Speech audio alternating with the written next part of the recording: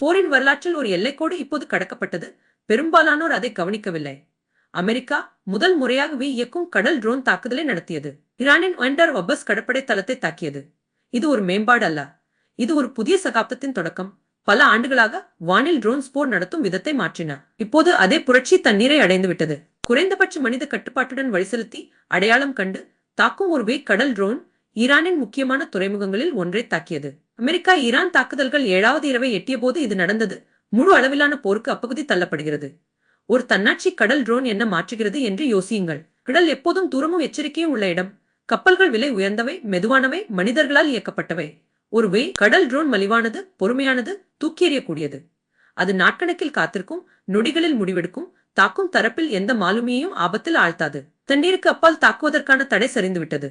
நம்மை கவலைப்படுத்த வேண்டிய முறை இதோ. போரின் ஒவ்வொரு பகுதியும், வானம், நிலம், இப்போது கடல், எந்த மனிதனும் மேற்பார்வையிட முடியாத வேகத்தில் செயல்படும் தன்னாட்சி இயந்திரங்களிடம் ஒப்படைக்கப்படுகிறது.